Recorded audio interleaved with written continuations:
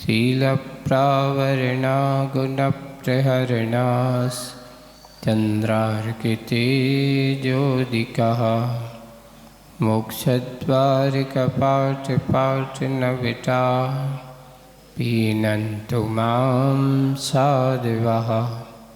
गुरुवापान्तु no नित्यं ज्ञानदर्शननायकः चारित्राणो गंभीरा मोक्षमारूपदेशिका इच्छाई बनते आयुर्भक्ति cow सगो कौतसालक्ष्यम समनान समदस संचरजित्ताणम पंचविहाचानम आर्यानम आराधि सदनानोदिचाणम वज्जायानम त्रिगुलपालनयानम सभ्यसाउनम चयनिचकालम अंचेमी पूजेमी बंधामी नमंसामी दुख को कम को वही लाओ सुगई गमनम समाहि वर्णम जिन गुण संपत्ति हो मध्यम।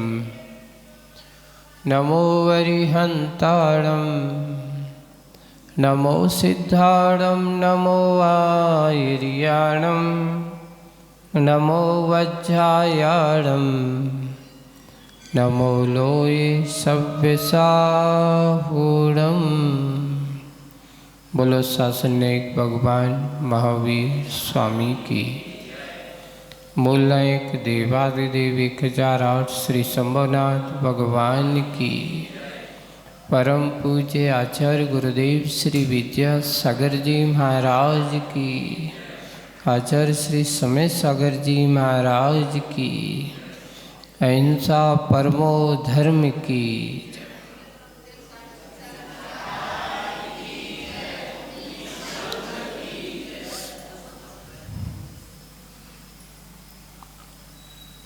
प्रसंग अपना दाता और पात्र का चल रहा है। कल अपन ने पढ़ा था दान देने वाला दाता प्रायः कभी कभार मान कर बैठता है। कविता में अपना पेज नंबर 69 पर अपन पढ़ रहे हैं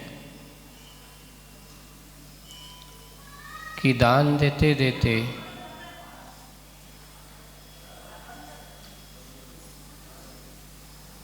और कभी कभार दाता के मन में मान का भाव हो ही जाता है।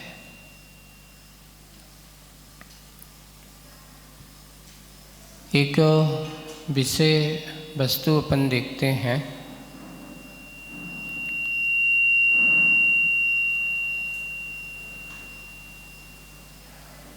ये बताओ, आहार दान के पहले साधु को आहार दान देते नवदा भक्ति क्यों रखे? किसी को मन में ऐसा लगता है कि ये नवदा भक्ति कहीं ऐसा नहीं साधु अपने अभिमान की पुष्टि करवा रहे हों। देखिए, इसमें बहुत बड़ा रहस्य होता है। नवदा भक्ति क्यों? एक विशेष बात को अपन कि साधु को आहार के पूर्व में नवदा भक्ति क्यों करना? सबसे पहले साधु को अपने अभिमान की पुष्टि के लिए नहीं है। नवदा भक्ति की चाह ये इसलिए कि कहीं मेरे अंदर दीनता के भाव ना आए।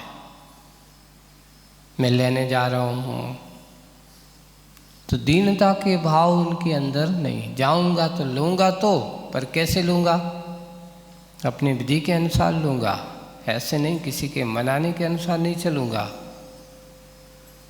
तो ये नवदा भक्ति का उद्यम का अर्थ ये है कि वो अपनी दीनता यानी स्वाधीनता की वृत्ति को अपनाने के लिए नवदा भक्ति का और दृष्टि रखता है साधु। पराधीनता ना हो, लेते हुए भी उसके मन में कहीं किसी प्रकार का ये हीन भावना ना हो कि क्या करूं, लेना पड़ रहा है। लेने के बाद उसमें ऐसा है। फिर बाद में कहा कि सामने वाले दाता से ये क्यों नवोत्सु करवाई जाती है, पाद प्रक्षालन होता है, पूजन होती है, मन शुद्धि, वचन शुद्धि और काय शुद्धि होती है। एक बार बोल दे महाराज जी, बस बोले कि आहार जल शुद्ध है, अब आप लीजिए। इतना सब करने की क्या जरूरत है? पूजन कराना, पाद प्रक्षालन कराना, परिक्रमा कराना, पड़गान आदि करना, सीधे गए निमंत्रण दे दो महाराज चलो, ऐसा हो जाता? सीधा सीधा कुछ नहीं होता है। बिना बुलाए भी नहीं जा सकते, ये भी पक्का है। ये भी है कि बिना बुलाए भी नहीं जाना चाहिए। अरे जब लोक व्यवहार में भी आप लोग, जब तक आपसे कोई कहता नहीं है कि भैया भोजन कर लो, या हमारे यहाँ आपको आना है, आज तुम्हारे लिए भोजन का निमंत्रण है, तभी लोक व्यवहार में, यहाँ तक कि एक भाई दूसरे भाई के यहाँ जाता है, अगर मान लो दोनों का भोजन अलग अलग बनता है, तो भाई अगर बोलता नहीं है तब तक भाई भी कहता नहीं कि भाई उसने तो बोला ही नहीं कि भोजन कर लो। ऐसा भी उसके मन में भी एक अपेक्षा हो जाती है। उस श्रावक को नवदा भक्ति करने का उद्देश्य है कि उसकी, अभी जैसे कहा कि दान की क्रिया में कभी कभी दाता को मान हो जाता है। क्या हो जाता है? मान की पुष्टि। तो नवदा भक्ति करते हुए उसके अंदर का अभिमान क्या गलित हो जाता है, भक्ति से भर जाता है। भगवान की और गुरु की भक्ति करते समय, जिस समय हम भगवान की और गुरु की भक्ति करते हैं, उस समय हमारा मान अभिमान गलित हो जाता है, क्योंकि भक्ति मान के साथ नहीं हो सकती। जहाँ मान होगा वहाँ भक्ति नहीं होगी, जहाँ भक्ति होगी वहाँ पर मान सम्मान नहीं होगा। इसलिए भक्ति को चाय करने वाला, भक्ति की चाय रखने वाला जो है, वो हमेशा मान अभिमान से परे होकर के रहता है। और जहाँ पे मान अभिमान है वहाँ पर भक्ति नहीं होती। इसलिए नवदा भक्ति क्यों? श्रावक दान देता है तो भक्ति के साथ देवे, मान अभिमान के साथ ना देवे। इसलिए नवदा भक्ति का उसके मान को गलन करनी, यानी उस ये मत सोचना कि साधु अपने अभिमान की पुष्टि कर रहा है। नहीं, साधु अभी अपनी मान की नहीं, वो तो अपने आप की, सामने वाले की भक्ति को देख रहा है कि इसके अंदर कितनी अच्छी भक्ति है, कितने अच्छे आदर भाव बहुमान के साथ ये हमें दे रहा है। उसका आदर बहुमान सम्मान साधु की साधना में क्या हो जाए है, उनके लिए ध्यान का कारण बन जाता है। एक बार पूज्य आचार्य भगवान हम लोगों से कहते हैं, पूछा उनसे कि जिस समय श्रावक हमारे पास आता है, वो अच्छे पाद प्रक्षालन करता है और पूजन करता है, उससे हमें क्या सोचना चाहिए? साधु की जब भक्ति के साथ श्रावक भक्ति करता है, पूजन करता है, तो उस समय साधु के मन में क्या विचार होना चाहिए? वाह, देखो ये कितना अच्छा बड़ा श्रावक है, मेरी पूजन कर रहा है, ऐसा अगर सोचता है तो उसको क्या हो जाता है? अभिमान होने लगता है। जब ये सोचता है कि देखो इसके मन में कितनी भक्ति भाव है, कितना श्रद्धा भाव है, और इसका श्रद्धा भाव बना रहे, कहीं मेरे कारण से ऐसा काम ना हो कि इसका श्रद्धा भाव कम हो जाए। श्रावक की भक्ति, उसकी पूजन साधु को विशुद्धि वैराग्य का कारण होती है। इसलिए आदर से हम लोगों से कहते हैं कि श्रावक आपकी पूजन करके आपके विशुद्धि वैराग्य को बढ़ाता है, आपके अंदर की क्षमता को परखता है,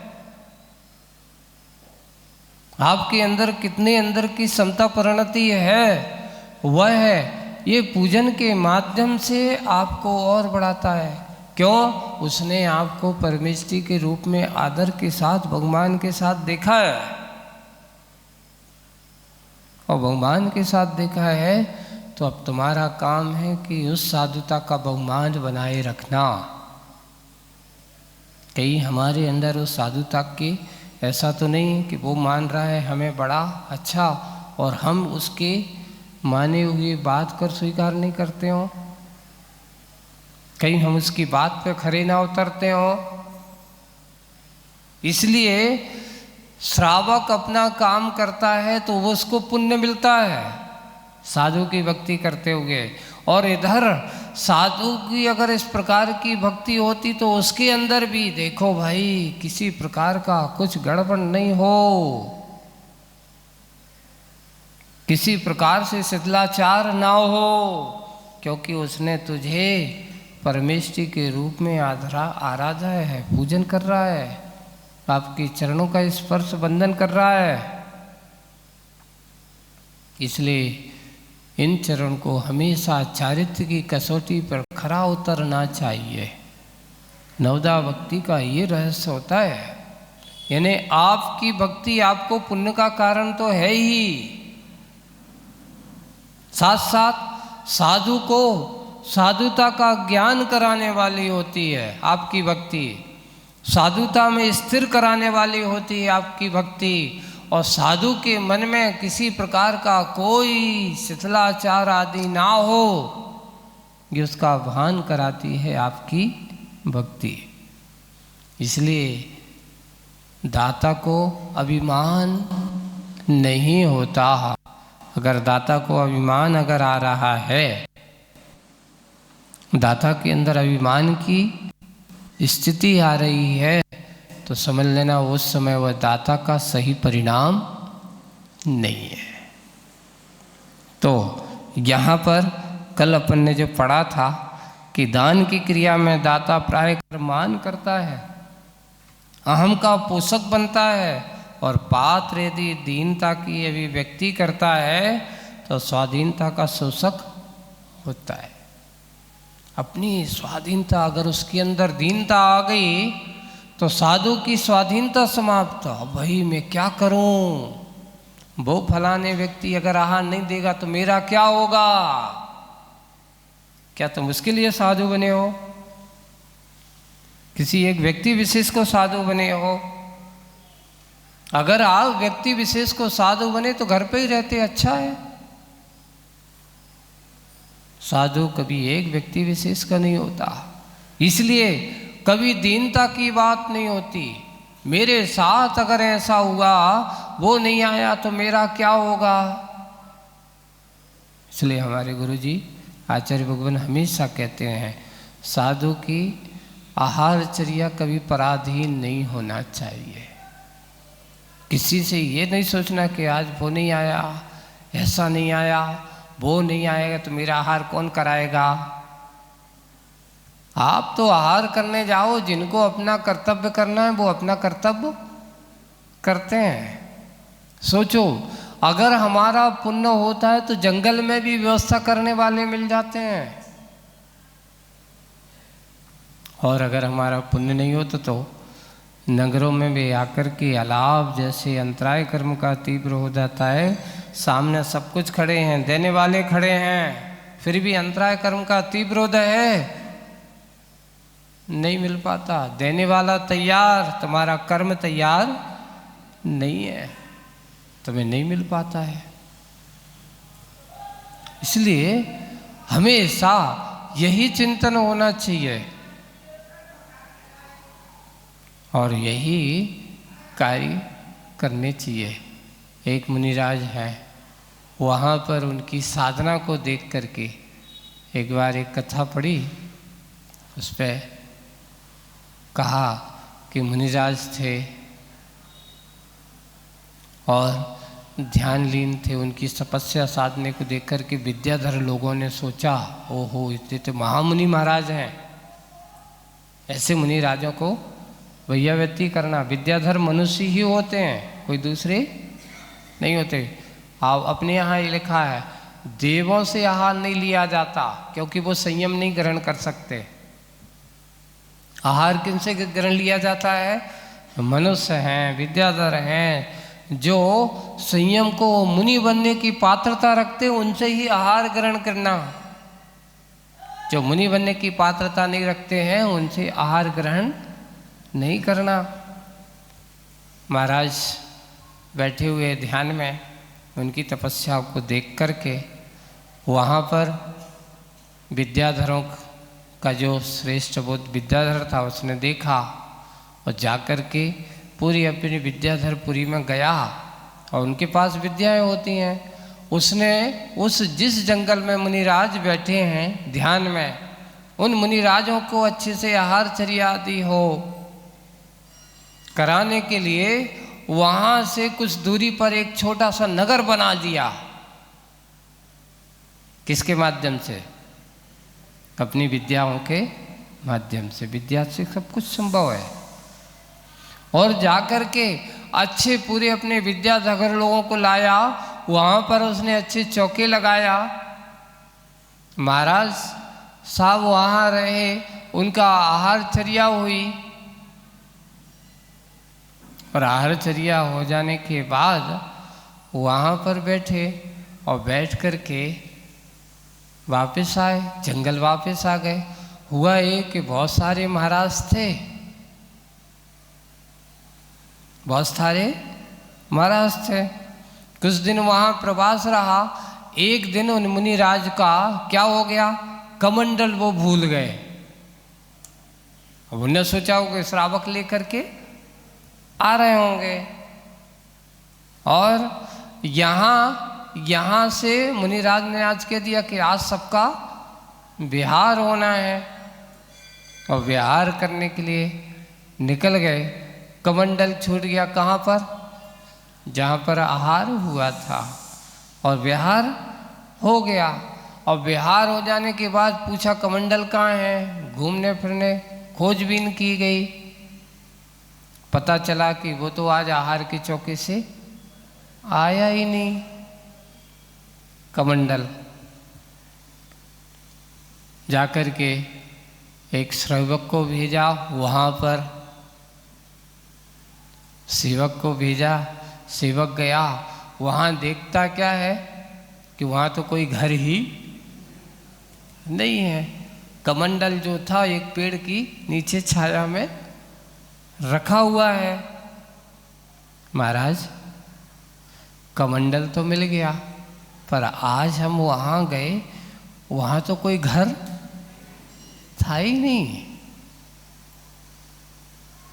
कैसे हो सकता है? महाराज कहते हैं, बोले कि महाराज मैं देख करके आया हूँ, वहाँ कोई घर था ही नहीं, कोई नहीं था। वहाँ तो सब देख करके गया, पूरा जंगल एकदम मैदान था।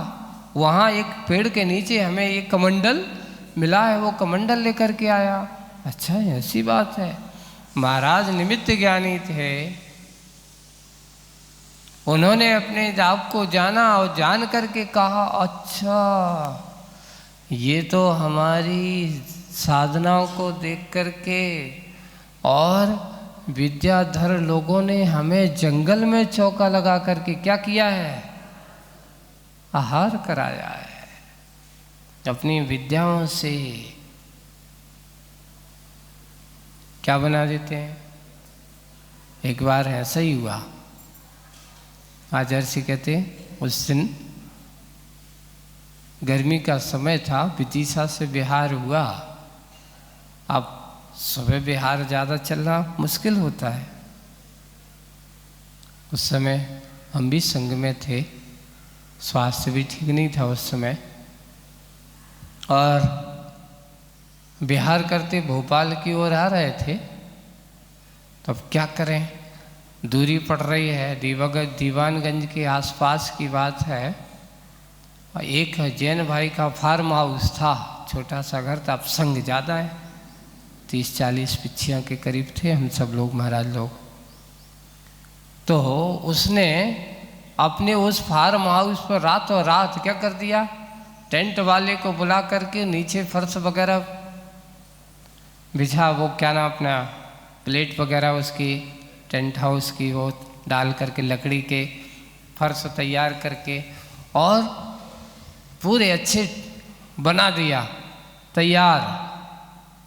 चौके वालों को एक एक पोर्शन दे दिया, एक एक 15 का एक बना करके।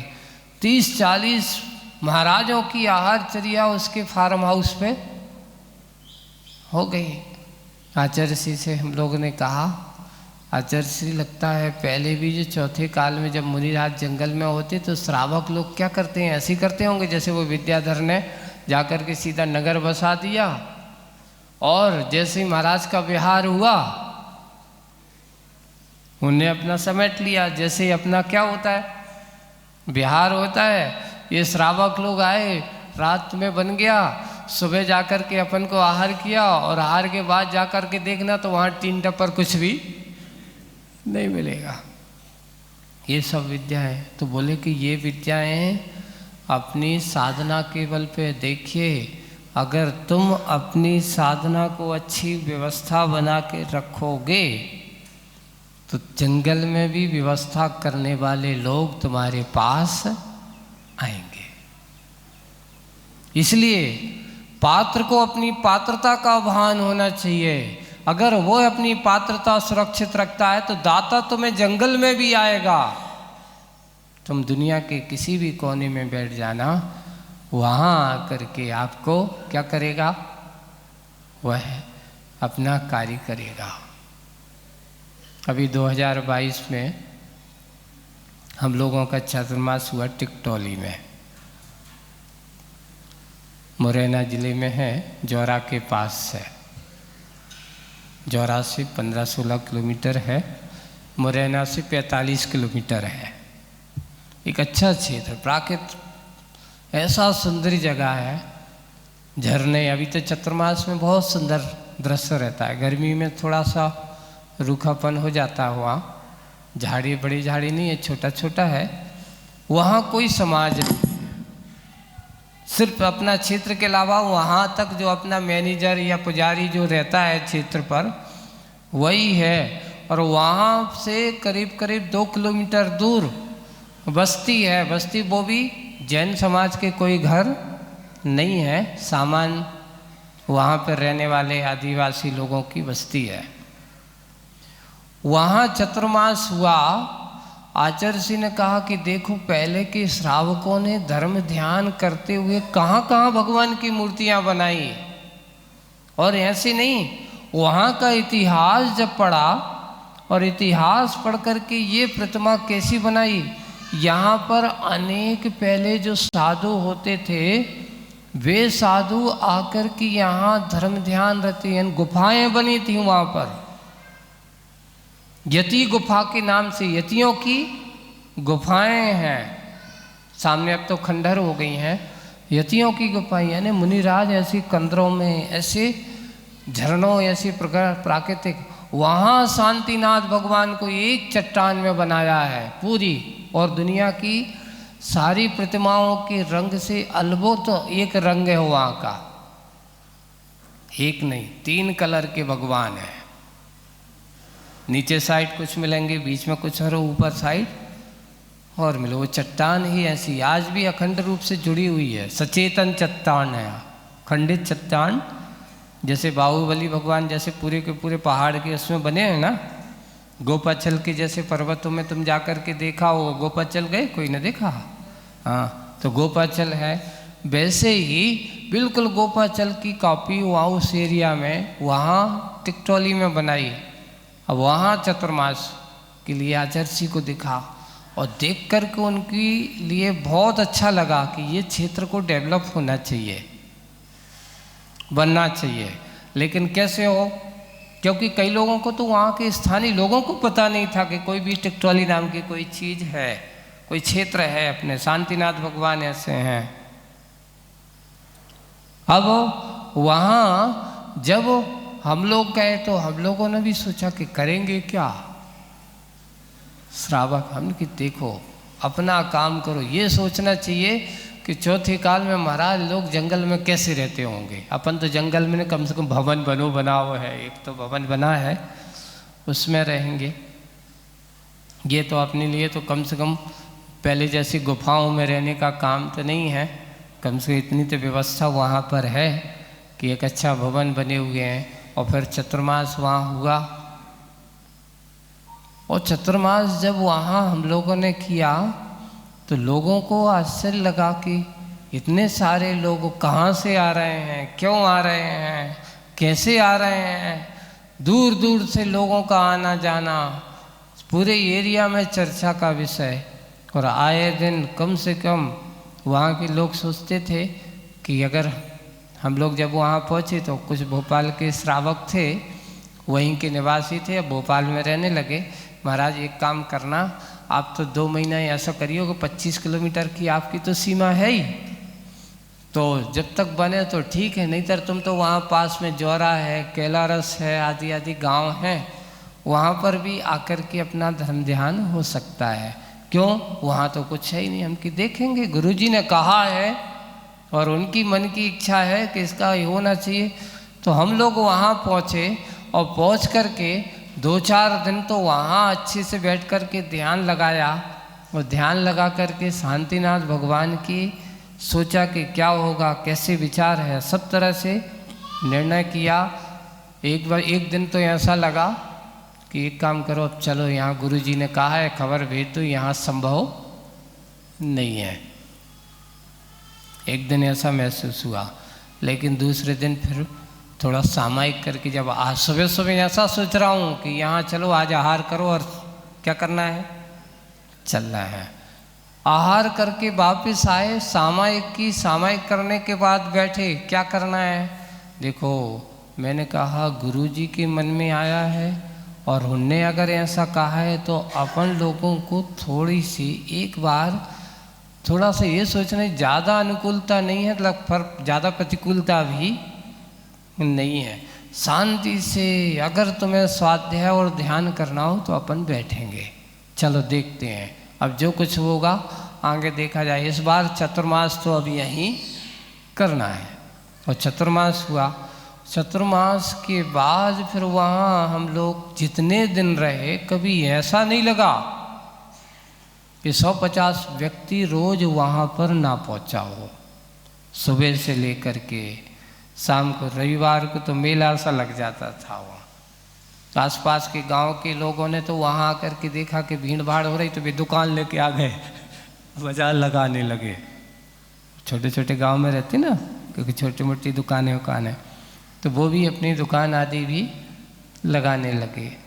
यही होता है, हम अगर सोचें, व्यवस्था करने की सोचते हैं, सब कुछ व्यवस्थित हो जाता है। दाता के मन में विचार हो, इसलिए वहाँ पर इस दीनता का अभाव नहीं। स्वाधीन वृत्ति, अपना काम करो। हमारी स्वाधीनता श्रावक के लिए धर्म ध्यान का कारण होती है। साधु अपने आप में अगर चर्या और चारित्र में परिपक्व रहे तो सामने वाले श्रावक को भी क्या कर देता है, एक अच्छा मार्ग प्रशस्त कर देता है।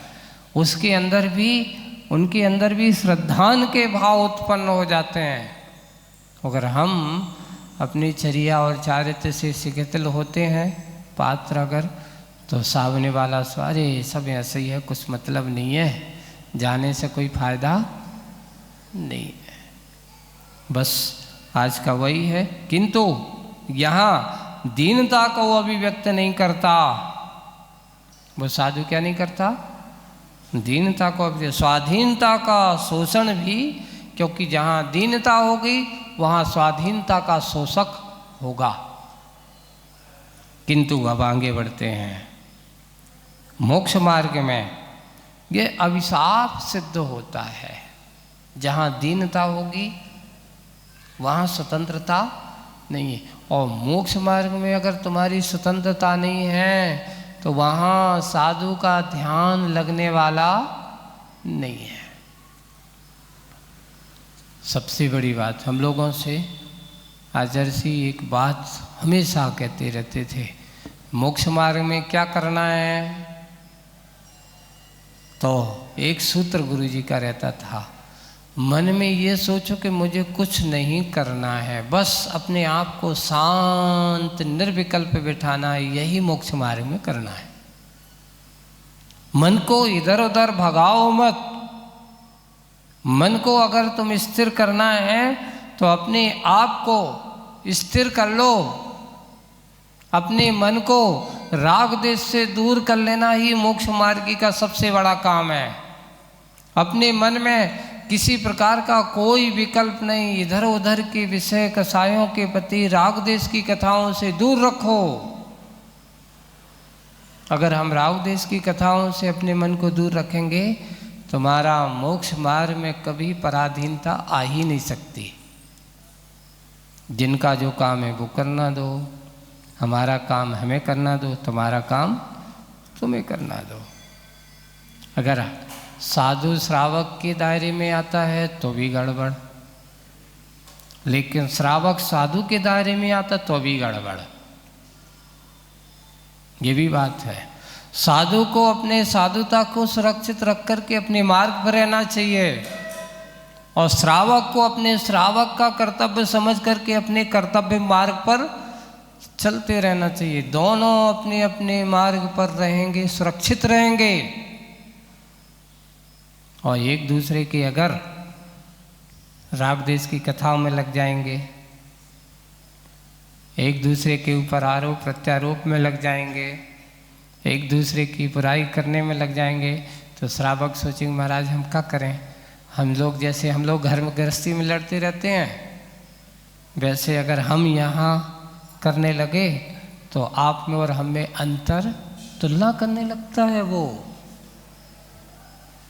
इसलिए कभी किसी की बुराई करना, निंदा करना, आलोचना करना ना करना, ना सुनना। बस अपने आप को जहाँ कहीं ऐसा हो उस समय से। इसलिए कहा मोक्ष मार्ग में स्वाधीनता का शोषक, दीन वृत्ति अगर आएगी तो स्वाधीनता का शोषक है। इसलिए मोक्ष मार्ग में यह अभिशाप सिद्ध होता है। इससे विरुद्ध चलना, अपने आप को दीनता से नहीं स्वाधीन होकर के चलना, इससे विरुद्ध हो चलना वरदान सिद्ध होता है। इसलिए समुचित विधान यही है, दान से पूर्व मान सम्मान हो। दान से पूर्व क्या हो? किसका मान हो, किसका सम्मान है। तो अपने यहाँ लिखा है पात्र का मान रखो और दाता का सम्मान करो। धन्य है आपने ऐसा कार्य किया। मान बहुमान रख करके अगर तुम करोगे, इसलिए कहा कितना भी हो, कोई भी हो, कैसे भी हो, हमारे लिए, पात्र के लिए हमारे घर पर आता है, अपने आप को सोचना कि आज मैं वो भाग्य है, धन्य भाग्य है कि आज मुझे ऐसा करने का क्या मिल रहा है, सौभाग्य अर्जित हो रहा है। इसलिए मान सम्मान रखो। हो वह भी भरपेट हो, कंजूसियाई मत करना। भरपेट का अर्थ क्या? किसी के मान सम्मान में कभी कमी नहीं होना चाहिए। जितना है उसके अनुसार करो। भरपेट हो, बाद में दान भले ही अल्प आधपेट हो, है ना। अगर उसने दिया है दाता ने, और भला ही आपके अनुकूल नहीं भी दिया, आपको अनुकूल नहीं रहा, लेकिन फिर भी आप बहुत अच्छा है, धन्यवाद है, आपने आज मुझे अपने धर्म ध्यान के लिए साधन दिया है, बहुमान है। भले ही आपका पेट ना भरा हो, आधा पेट भी हो, फिर भी मान सम्मान में कभी क्या नहीं हो, कमी ना हो, अधपेट हो, सहर्ष स्वीकार है। और यह भी ध्यान रहे, याचना यातना की जननी है। याचना करता मांगना, अपना मान सम्मान बना करके जाना, लेकिन मांगना मत। महाराज फिर हाथ फैलाएंगे तो देखिए, आपको अपना काम करना है, अपना कर पात्र आगे करना है। अब देने का काम किसका है? उसको नहीं। एक इशारा मत करो कि ये लाओ, ये दो, वो दो। यानी याचना करना अपने आप को यातना की जननी है। अगर तुम मांगो और कोई नहीं दे तो, जैसे कभी कभार कुछ चीज़ रखी है घर पर भी या कहीं पर भी होती ना, परिवार है, सबको व्यवस्थित करनी पड़ती है। अब किसी को कहा है मुझे दो, तुमने दे दिया, कोई और दो, नहीं, सबकी दृष्टि से रखा हुआ है, तुम्हारा हिस्सा जितना है उतना ही इसमें है, नहीं तुम्हें देना पड़ेगा। अब जब आप कहोगे, वो कहे नहीं, नहीं देना है, अब तो क्या होने लगेगी? याचना। तुम मांग रहे हो, सामने वाला कहते नहीं देंगे, तो यातनाएं चालू हो जाएंगी। यातना का अर्थ है विवाद, झगड़ा, संक्लेश परिणाम आदि होने लगते हैं।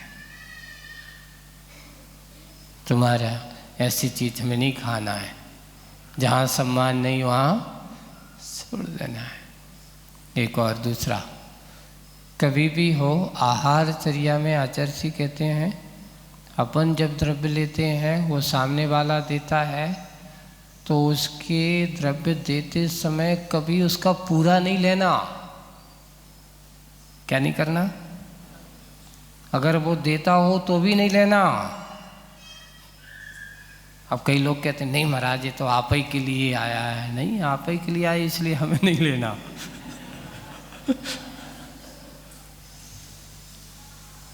ये कहो कि तो हमारे लिए आया था, उसका अपने हिस्से में से हम भी थोड़ा सा, तो जो है वो उसको कई बार देखते हैं नहीं पूरा देना है, पूरा देना, तो पूरा कभी भी नहीं लेना है।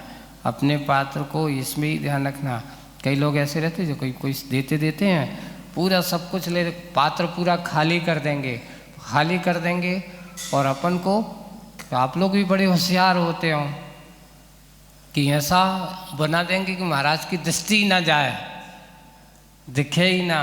देखिए ऐसा नहीं, फिर भी अपना एक विवेक होता है, उसको करते हुए, इसलिए कभी भी कुछ भी हो अगर हम लेते हैं तो ऐसा नहीं कि हम उसका पूरा का पूरा क्या कर दें, संपूर्ण सारा भोजन पानी उसका लेकर के आ जाए। नहीं, दाता के लिए भी अपना पूरा हो या ना हो, पर दाता का भी ध्यान रखा जाता है।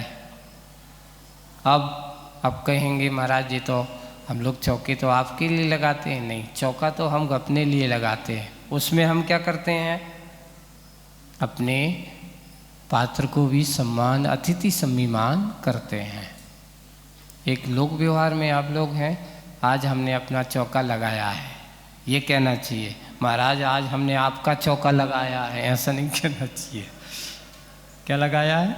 आज हमने अपना चौका लगाया है, अपने लिए लगाया है। मन में विचार आया कि आज अगर अतिथि सम्मान का और अगर भाव हो गया, मेरे लिए पुण्योदय हो गया तो और अच्छा। ऐसे ही समय तो यही होना चाहिए कि यादा पेट हो तो याचना नहीं करना, मांगना नहीं। अगर मांगने की बात आती है और मन में भी याद मांगने का विचार आता है तो भी संक्लेश, यातना अपने अंदर पीड़ा होती। देखो सामने वाला दे ही नहीं रहा है, सामने वाला दे ही नहीं रहा है। एक बार, कई बार होते ना कि मान लो किसी को चीज़ में नमक नहीं है या किसी में इस प्रकार है, एक बार इशारा कर दिया, वो समझ नहीं पाया, सामने वाला नहीं समझा, और फिर दूसरी बार इशारा किया, वो समझ गया, अच्छा नमक नहीं, अभी लाते। जब तक आहार करते वो भूल गया, ला करके नहीं दिया। आखिर उसका भोजन जब तक होता रहेगा, कैसा आदमी है, मन में यही विचार चलेगा, एक छोटा सा नमक नहीं दिया इसमें। यानी जिस समय अपन मांगेंगे अपने अंदर यातना होगी, संक्लेश परिणाम होगा। उस समय क्या करना चाहिए? यही करना चाहिए कि एक सबसे बड़ा नियम दिया था आचार्य ऋषि ने कि ये काम करना, मांगना नहीं और इशारा करना नहीं। हाँ, अपने अनुकूल नहीं है, प्रतिकूल है, मना तो कर सकते हो। क्या कर सकते हो? मान लो अगर इसमें कोई चीज़ ऐसी ज़्यादा पड़ गई है जो अपने लिए हितकर नहीं है, मान लो नमक भी था और उन्हें ज़्यादा डाल दिया, तो अपन उस चीज़ को, ये ठीक नहीं, मना करना में यातना नहीं है, लेकिन मांगने में क्या हो जाती है? विकल्प। मना तो कर सकते हो पर मांगना नहीं है। इसलिए याचना यातना की जननी है, कायरता की खनी है। यानी ये अपनी कमजोरी है। बताओ, मुझे मांगना पड़ रहा है, मैं अपनी इंद्रियों को इतना भी बस नहीं कर पा रहा हूँ, अपनी रसना को नहीं संभाल पा रहा हूँ कि इसके बिना मुझसे भोजन नहीं किया जा रहा है। तो वह कायरता की खनी है। इस पात्र को कैसे छू सकती है वह कायरता? कैसे वह छू सकती है? नहीं, यह वीरता का धनी है। वो पात्र क्या है? यह वीरता का धनी है। सदा सदा के लिए इसमें धीरता ठनी है। समता भाव, धैर्य, कोई बात नहीं, मिल जाए तो ठीक, नहीं मिल जाए तो भी ठीक।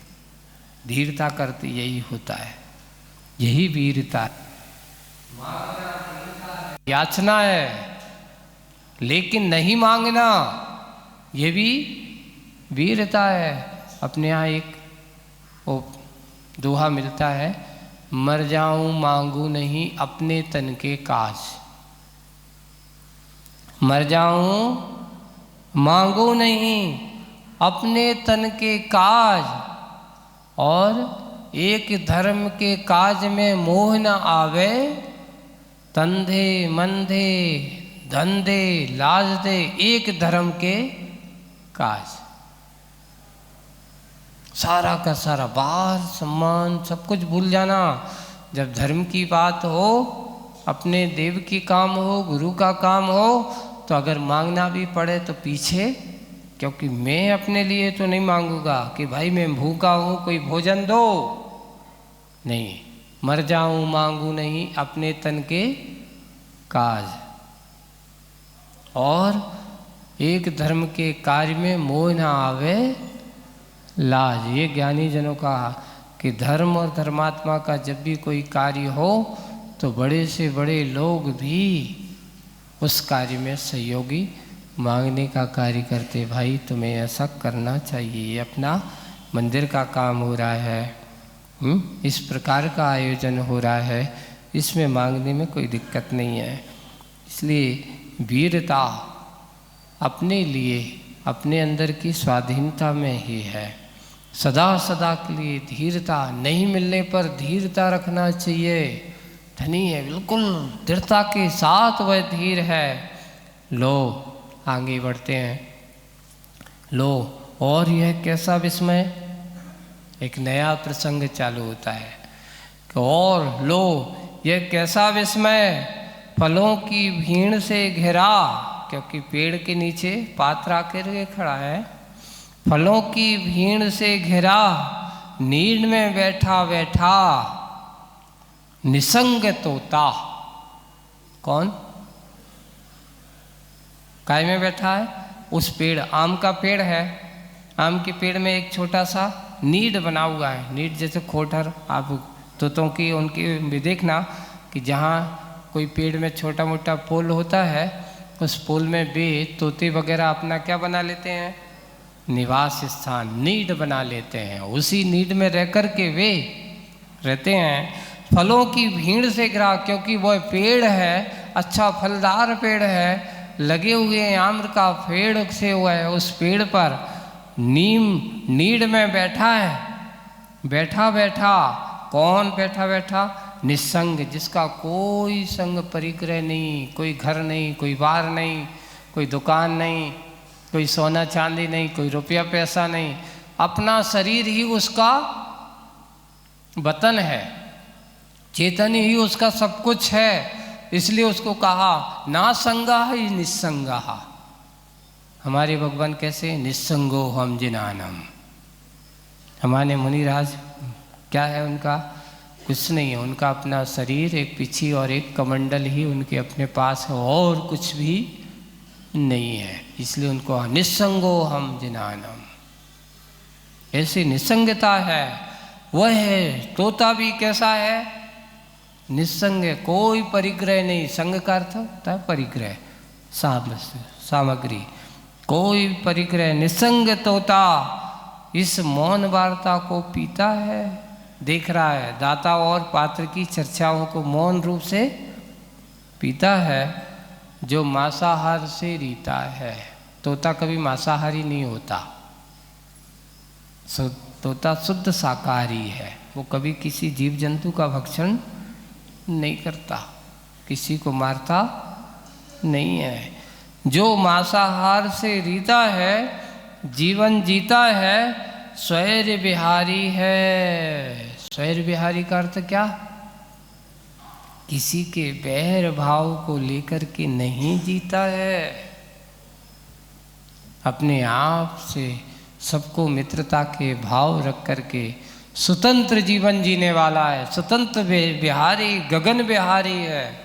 अपना काम करता है और अपने आप में रहता है, इसलिए किसी से कोई बैर भाव नहीं रखता। शेर स्वैर विहारी है, फलाहारी है। उसका आहार क्या है? फल ही आहार है। अतिथि की ओर निहारता है अनिमेष, निरंतर। अनिमेष का अर्थ होता है अपलक, बिना पलक झपकाए देखते रहना, उसका नाम अनिमेष दृष्टि कहलाती है। एक कोई भी चीज़ आश्चर्य हो, जब अपन को दिखता है ना, तो अपन एकदम टकटकी लगा करके एकदम बिना पलक झपकाए उसको देखते रहते हैं। वैसे ही वह तोता अतिथि की ओर निहारता है अनिमेष, बिना पलक झपकाए देखता है, मन ही मन विचारता है। अब अभूतपूर्व घटना है मेरे लिए, प्रभूत पुण्य मिला है मेरे लिए कि आज मेरे घर पर कौन आए? मेरे वृक्ष के नीचे अतिथि आए हैं। अभूत प्रभूत, ऐसा अद्भुत पुण्य संचय करने का अवसर मिला है मुझे, और सुरभि से निरा महकता, सुंदर से भरा चहकता, अच्छा सुंदर खुशबूदार है ना। उसने गया, अब क्या करे, अतिथि आया है, तो उसने क्या किया? तोते ने देखा तो उसने अच्छा गया, अच्छा सुंदर सा गया, और पूरे आम के पेड़ पर से सुंदर सुंदर फलों में से एक सुंदर फल को छांट रहा है। कैसा है? उसकी सुरभि से निरा महकता, जिसकी सुगंध कैसी है? अच्छी सुंदर है। सुंदरता से भरा चहकता, देखने में भी सुंदर है। ऐसा पक्व रसाल चुनता है। रसाल का अर्थ होता है आम, उसको रसाल का अर्थ होता है आम। पका हुआ रसाल चुनता है और चुनते ही अतिथि के लिए दान हेतु सामने, अतिथि के लिए दान हेतु, किंतु तत्काल क्या हुआ, यानी उसने उसको फल को लिया और उसने अपनी चोंच से दबाया, उसको उससे तोड़ा और अतिथि के सामने डाल दिया कि भाई ये अतिथि आया है, ये तो उठा करके क्या कर लेगा, अच्छा सुंदर आम मिलेगा, ये खाएगा, अपना काम जैसे और लोग करते वैसे ये अतिथि भी ऐसे ही करेगा। तो उन्होंने दान हेतु, अतिथि के लिए दान हेतु उसने, किंतु तत्काल क्या हुआ, सुनो तुम, वहाँ पर ऐसा क्या हुआ कि उसने आम तो तोड़ लिया और आम तोड़ने के बाद उसने चोंच में दबा करके उसको, आम को नीचे, तत्काल, और क्या हुआ सुनो तुम, आगे की कथा को अपन समझेंगे बाद में। आज का क्लास यहीं पर पूरी होती कि अब तोता बीच में आ गया, क्योंकि तोता क्यों रोता की कथा आपको बताई जा रही है। तो ऐसे तोते में आज तोता एक अतिथि संविभाग करने के लिए तत्पर हो रहा है और वह भी दान करने के लिए आ गया है और आकर के अपने अंदर के अहोभाग को जगाने का कार्य कर रहा है। तो उसके बाद क्या हुआ सुनो तुम, अब आगे आएगा मनोवैज्ञानिकता का एक रहस्य जो आप सबको बताएंगे।